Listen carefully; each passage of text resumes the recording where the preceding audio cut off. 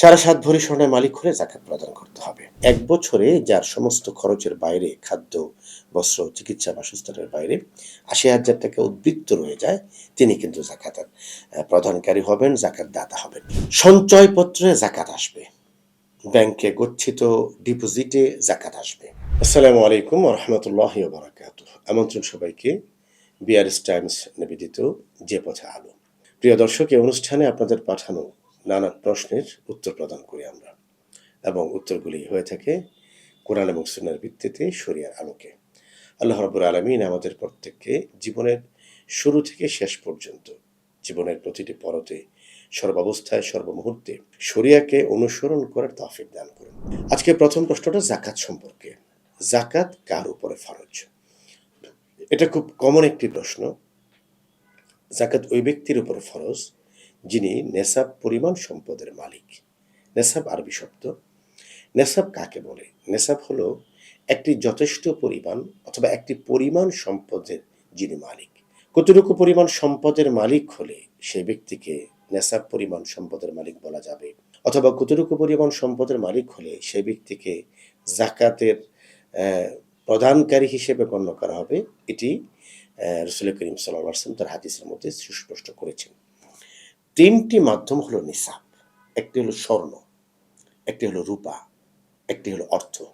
আবারও বলছি, একটি হলো স্বর্ণ আর যাহাব স্বর্ণ, একটি হলো রৌপ্য আল ফিদ্দা রূপা, আরেকটি হলো নগদ অর্থ।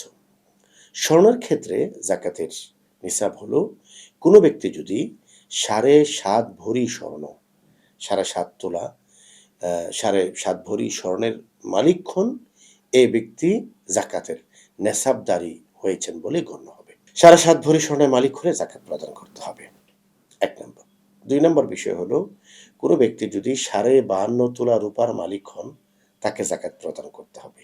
৩ নম্বর হলো উলামায়ে কেরাম বর্তমানে আধুনিক জাকাত ব্যবস্থা নিয়ে যারা কথা বলছেন, তারা বলছেন যে ৭০,০০০ টাকা থেকে ৮০,০০০ টাকার একটা অ্যামাউন্টের কথা বলা হচ্ছে, যে ৭০ থেকে ৮০,০০০ টাকা পরিমাণ সম্পদ, টাকা, নগদ অর্থ কারো যদি থাকে, এবং হাউল একটি শর্ত রয়েছে, ১টি বছর। তার মানে হলো ২০২৫ সাল থেকে ২০২৬ সাল, আপনি যদি রমজানটাকে ধরেন, এই ১ বছরে যার সমস্ত খরচের বাইরে খাদ্য, বস্ত্র, চিকিৎসা, বাসস্থানের বাইরে ৮০,০০০ টাকা উদ্বৃত্ত রয়ে যায়, তিনি কিন্তু জাকাতের প্রদানকারী হবেন, জাকাত দাতা হবেন। এটা হলো ১ নম্বর বিষয়।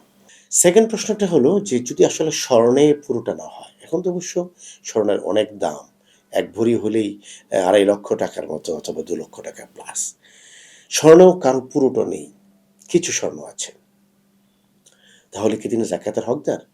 ইসলামী ফিকহের ব্যাখ্যা হলো যে হ্যাঁ, তিনি জাকাত প্রদান করবেন, জাকাত প্রদান করার হকদার।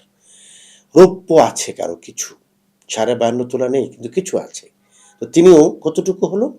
কিছু স্বর্ণ, কিছু রূপা, কিছু নগদ অর্থ, সবকিছু মিলিয়ে যদি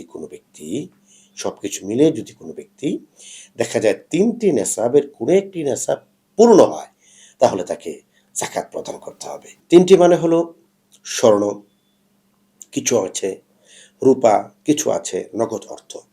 ৩টা মিলে যদি ৮০,০০০ টাকা পরিমাণ হয়, তাহলে তিনি জাকাত প্রদান করবেন। বলে নেওয়া ভালো, স্বর্ণের ক্ষেত্রে শুধু গোল্ডের জুয়েলারি যেন আমরা মনে না করি।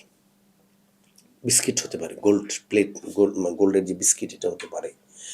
গোল্ডের কারো কলম থাকে, গোল্ড কারো আসবাব তৈজসপত্র থাকে, কাপ থাকে, সোনার চামচ থাকে, এই বিষয়গুলো কিন্তু জাকাতের মধ্যে গণ্য হবে। কারো জাকাতের গিফট আইটেম থাকে, ফুলদানি স্বর্ণের, ফুলদানিটা স্বর্ণের, জাকাত প্রদান করতে হবে। স্বর্ণের চামচ, জাকাত প্রদান করতে হবে। একটি কাপের হ্যান্ডেলটা স্বর্ণের, জাকাত প্রদান করতে হবে। এখন প্রশ্ন হলো যে আমাদের সমাজে কিছু গোল্ড প্লেটেড বিষয় আমরা দেখি। মোবাইল থাকে গোল্ড প্লেটেড, তারপরে গ্লাস থাকে গোল্ড প্লেটেড, কলম থাকে গোল্ড প্লেটেড। এখন দেখতে হবে যে গোল্ড প্লেটেডের গোল্ডটা, এটাকে আলাদা করা যাচ্ছে কিনা। কারো চশমা থাকে গোল্ডের, এই যে ফ্রেমটা দেখতে পাচ্ছেন, দুটো ফ্রেম গোল্ডের হয়। তো কেউ গোল্ডের আংটি ব্যবহার করেন, কেউ ঘড়ি ব্যবহার করেন গোল্ডের। তো এখানে যদি নিছক গোল্ড হয়, যেমন ঘড়িটা নর্মাল, শুধু যেটা ঘড়ির কাঁটা যেগুলো, এটা গোল্ডের। রিয়েল গোল্ড, এটার জাকাত ওজন হিসাব করে জাকাত দিতে হবে। গোল্ড প্লেটেড যদি হয়, গোল্ড প্লেটের মধ্যে স্বর্ণ মিশ্রিত থাকে বলে শোনা যায়, কিন্তু সেই স্বর্ণটাকে যদি আলাদা করা না যায় তাহলে এখানে এই স্বর্ণের জাকাত আসবে না। সঞ্চয়পত্রে জাকাত আসবে, ব্যাংকে গচ্ছিত ডিপোজিটে জাকাত আসবে, বাড়ি নির্মাণের জন্য টাকা গচ্ছিত আছে, জাকাত আসবে, মেয়ে বিয়ের জন্য টাকা রাখা আছে, জাকাত আসবে, ছেলেকে স্কুলে ভর্তি করব, 1 বছর ধরে টাকা পড়ে আছে, 3 মাস ধরে টাকা পড়ে আছে, জাকাত আসবে।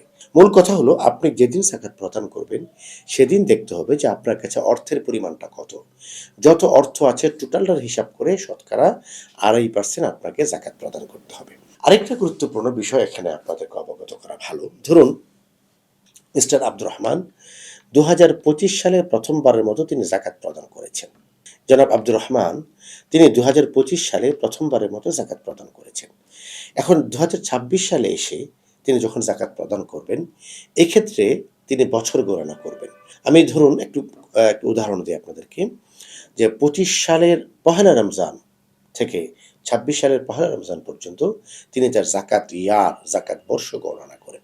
আমি আপনাদেরকে প্রিয় দর্শক অনুরোধ করব বিআরএস টাইমসের সাথে যারা আছেন এই আলোচনাটি মনোযোগ সহকারে শুনবেন এবং শেয়ার করে দিবেন।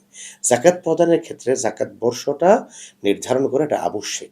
জাকাত বর্ষ মানে 2025 বা 2026 এমন নয়, বরং জাকাত দিনটাকে ফিক্সড করা। ধরুন ব্যক্তিগতভাবে আমি যদি আমার কথা বলি, আমি পহেলা রমজানকে জাকাত হিসেবে নির্ধারণ করি, অর্থাৎ 2025 সালের পহেলা রমজান থেকে নিয়ে 2026 সালের পহেলা রমজান পর্যন্ত এটা হলো আমার জাকাত বর্ষ। তো এখন 2025 থেকে নিয়ে এসে 2026 সালের প্রথম রমজানে আমাকে দেখতে হবে যে 2026 সালের প্রথম রমজানে আমার কাছে কি পরিমাণ অর্থ আছে, ব্যাংকে কত আছে, তারপরে মোবাইল ফোনে যেই টাকার লেনদেনের বিষয়টা থাকে সেখানে কত আছে, তারপরে যত টাকা যত জায়গায় আছে টোটাল একটা হিসাব করতে হবে। প্রশ্ন হতে পারে যে আজকে তো সমুদয় টাকার আমার 1 বছর প্রাপ্ত বয়স হয়নি, 1 বছর পূর্ণতা পাইনি। এই জায়গাটা হল দিস মাই পয়েন্ট। জাকাত যিনি একবার প্রদান করেছেন তিনি সাহেবে নেসাব হয়ে গিয়েছেন।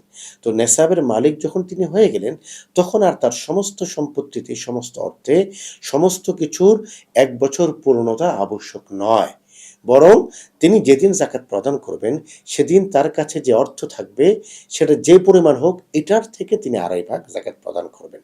আর একটু সহজ করে বলি, ধরুন আমি যেদিন জাকাত প্রদান করছি এদিন আমার কাছে আছে 8 লক্ষ টাকা, অথচ 1 মাস আগে আমার কাছে ছিল 6 লক্ষ টাকা, অথবা 3 দিন আগে আমার কাছে ছিল 2 লক্ষ টাকা। হঠাৎ করে আগের দিন কিছু টাকা এসছে, অথবা আগের দিন একটি জমি বিক্রি হয়েছে, অথবা একজন পাওনাদার আমাকে টাকা দিয়েছেন। এই টাকায় আমি যেদিন হিসাব করছি পহেলা রমজানে সমুদয় টাকা থেকে 2.5 ভাগ হিসাব করে আমাকে জাকাত প্রদান করতে হবে। 3 নম্বর গুরুত্বপূর্ণ বিষয় হলো পাওনা টাকার জাকাত কে প্রদান করবে। ধরুন জনাব আব্দুর রহিমের কাছে 10 লক্ষ টাকা পান। এখন আব্দুর রহিমের কাছে যে 10 লক্ষ টাকা আছে এটার মালিক আসলে কে? মালিক আব্দুর রহমান। তো যিনি মালিক তিনি এই সব টাকার জাকাত প্রদান করবেন। শরিয়া একটু এখানে সুযোগ করে দিয়েছে, যদি আপনি মনে করেন যে আপনার টাকা যেখানে আছে সেটা পাওয়ার পরে আপনি আপনার হাতে আসার পর আপনি জাকাত দিবেন, এটাও দিতে পারেন। শরিয়া এই সুযোগও দিয়েছে। কিন্তু লক্ষণীয় বিষয় হলো যে তখন যে পিছনের বছরগুলো জাকাত প্রদান করা হয়নি এই বছরগুলো হিসাব করে জাকাত প্রদান করতে হবে। রব্বুল আলামিন আমাদের প্রত্যেককে পুঙ্খানুপুঙ্খানু হিসাব করে জাকাত যেন আমরা প্রদান করতে পারি সে তৌফিক আল্লাহ তাআলা আমাদের সবাইকে দান করুন। আমিন ইয়া রাব্বাল আলামিন।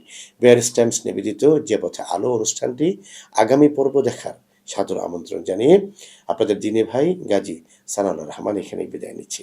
আল্লাহ হাফেজ। আসসালামু আলাইকুম ওয়া রাহমাতুল্লাহি ওয়া বারাকাতুহু।